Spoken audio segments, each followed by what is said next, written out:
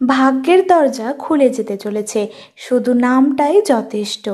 S 7ই August 2025 বৃহস্পতিবার। এই দিনটা ইউনিভার্স নিজেই সাজিয়ে রেখেছেন আপনার জন্য একগুচ্ছ চমক নিয়ে। আপনি কি প্রস্তুত? তাহলে চলুন ভবিষ্যতের দরজা খুলে দেখা যাক কেমন যাচ্ছে আপনার জন্য এই বিশেষ দিনটা।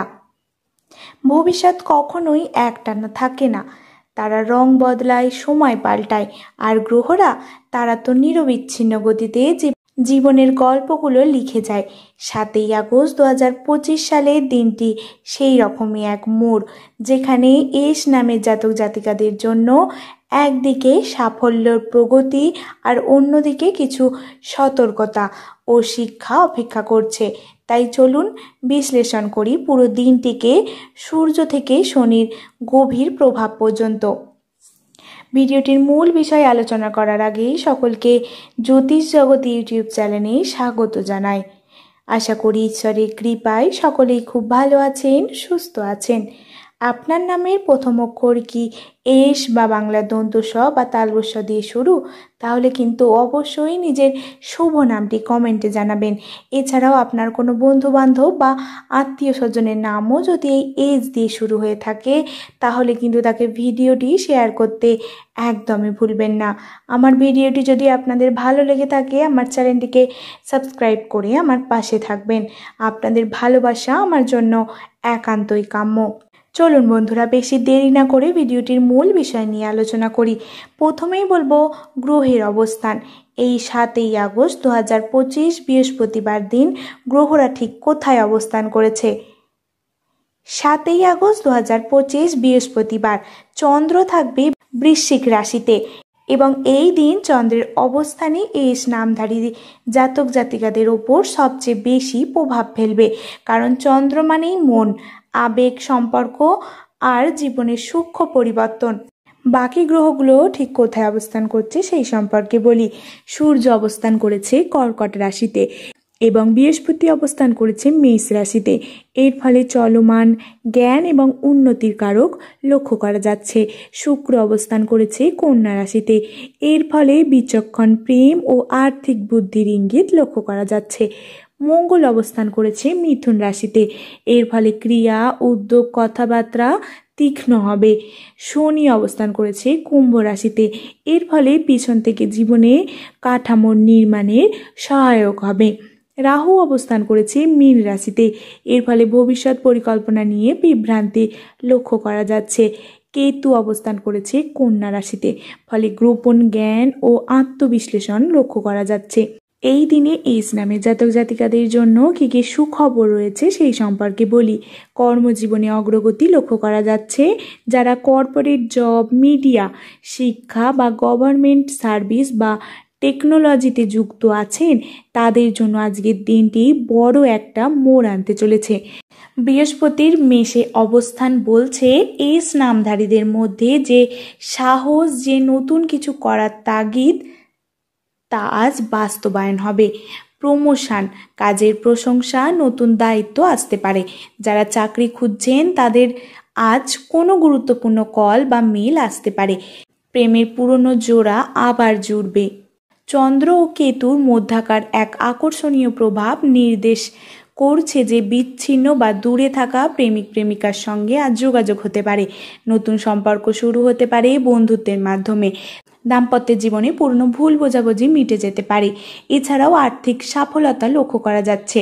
শুক্রের কন্যা রাশিতে গমন ও মঙ্গলের তৃতীয় দৃষ্টি থেকে বোঝা যাচ্ছে যে হঠাৎ করেই আর্থিক লাভ হতে পারে। পাওনা টাকা ফেরত আসতে পারে।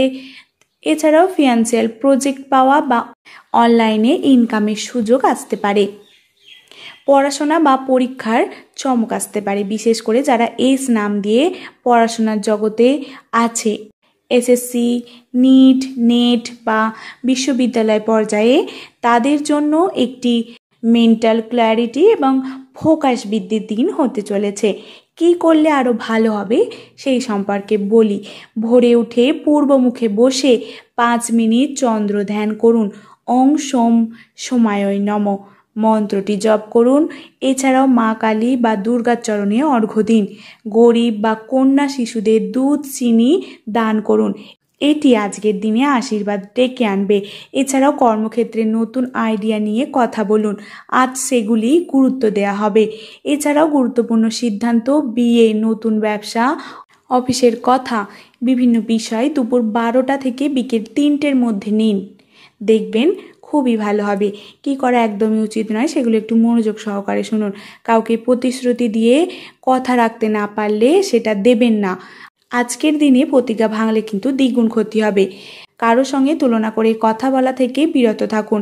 আজকের দিনটি শব্দের আঘাত বড় ক্ষতি ডেকে আনতে পারে। কোনো ইমোশনাল ডিসিশন নেবেন না, বিশেষ করে প্রেম বা পারিবারিক বিষয়ে। লাল রঙের পোশাক বা জিনিস পরিহার করুন, এটি কিন্তু আজ উত্তেজনা ও বিরোধ ডেকে আনতে পারে। এবার বলি শুভ রং। শুভ রং হচ্ছে নীল, সবুজ এবং সাদা। নীল হচ্ছে শান্তি, ফোকাস ও আত্মবিশ্বাস বজায় রাখবে। সবুজ হচ্ছে উন্নতি, স্বাস্থ্য, হৃদয়ে প্রশান্তি লক্ষ্য করা যাচ্ছে। সাদা মানসিক স্থিরতা ও রাহু কেতুর নেতিবাচক প্রভাব কমানো লক্ষ্য করা যাচ্ছে। এবার যে টিপসগুলির কথা বলবো সেগুলি হচ্ছে, আজ নীল রঙের কিছু পাঞ্জাবি বা শাড়ি, টুপি বা রুমাল সঙ্গে রাখুন। সম্ভব হলে সবুজ ঘরের গাছের সামনে 1 মিনিট দাঁড়িয়ে চোখ বন্ধ করে শ্বাস প্রশ্বাস নিন। এবার বলি শুভ সময় হচ্ছে, গুরুত্বপূর্ণ আলোচনা বা সিদ্ধান্ত নেওয়ার হলে দুপুর 12টা বা বিকেল 3টের মধ্যে করতে পারেন। মন্ত্র জপ বা উপাসনা হলো সকাল 5টা থেকে 6টা এবং অর্থ লেনদেন বা ইনভেস্টমেন্টের ক্ষেত্রে সকাল 9টা থেকে 11টার মধ্যে করতে পারেন। বন্ধুকে প্রপোজ করা বিকেল 4টা থেকে 5টা 30, নিজেকে সময় দেওয়ার জন্য রাত 9টার পর। এগুলো কিন্তু, এই বিষয়টা কিন্তু মাথায় রাখবেন। তাই আজ যদি আপনি কারোর সাথে সম্পর্ক ঠিক করতে চান, তা হোক বন্ধুত্ব বা ভালোবাসা, তাহলে 1 গুচ্ছ সাদা ফুল নিয়ে তার কাছে যান। চন্দ্রের প্রভাব এর কাজে সহায়ক হবে। অফিসে নতুন প্রজেক্ট হাতে নিতে সাহস দেখায়। বৃহস্পতি সাহস আপনাকে সঙ্গ দেবে। যদি আপনি কোনো পেন্ডিং কাজ 1 মাস ধরে ফেলে রেখেছেন, আজ তার শুরু করুন। দিনটা এই রকম প্রভাব তৈরি করবে যে একবার শুরু করলেই ফ্লো পাবেন। কিছু প্রতিকারের উপায় বলবো, সেগুলো একটু মনোযোগ সহকারে শুনুন। রূপার আংটি বা রূপার চেন পরিধান করলে শনি ও চন্দ্রের ভারসাম্য বজায় থাকে। অবশ্যই কিন্তু চেষ্টা করবেন একটি রূপার আংটি বা চেন পরিধান করার জন্য। বাড়িতে দক্ষিণ পূর্ব কোনো ঘৃত প্রদীপ জ্বালান। সন্ধ্যার পর জলের বোতলে তুলসী পাতা রেখে সারাদিন সেটা খানিকটা করে পান করুন, এতে রাহুর কুপ্রভাব কমবে। আজকের দিনটি হচ্ছে আত্মবিশ্বাস ফিরে পাওয়া, পুরনো কষ্ট ভুলে সামনে এগোনো ও জীবনে ছোট ছোট মুহূর্তগুলিকে ভালোবাসার দিন। যারা অনেক দিন কোনো সুযোগের অপেক্ষায় ছিলেন, তাদের জন্য আজকের সেই দরজা খুলবে। তবে শব্দের ব্যবহারের নিমন্ত্রণ রেখে ধৈর্যের সাথে চললে ফলাফল দ্বিগুণ পাবেন। তাই এস মানে শুধু একটা অক্ষর না, এটা একটা শক্তি, এটা এক ধরনের চর্ম যা আপনাকে আলাদা করে। আজ সেই চর্মটা ইউনিভার্স নিজে তুলে দিচ্ছেন আপনার হাতে। এবার আপনি নিজের সিদ্ধান্তে, নিজের আত্মজ্ঞান আর জ্যোতিষের আলোকে দিনটাকে করে তুলুন ভাগ্যবান। তো দর্শক বন্ধুরা, আশা করি আমার বলা প্রতিটি কথা আপনাদের বোঝাতে পারলাম। যদি ভিডিওটি ভালো লেগে থাকে অবশ্যই কিন্তু চ্যানেলটিকে সাবস্ক্রাইব করবেন এবং লাইক করতে একদমই ভুলবেন না। সকলকে ধন্যবাদ আমার এই পুরো ভিডিওটি মনোযোগ সহকারে দেখার জন্য। সকলে ভালো থাকুন, সুস্থ থাকুন। ধন্যবাদ।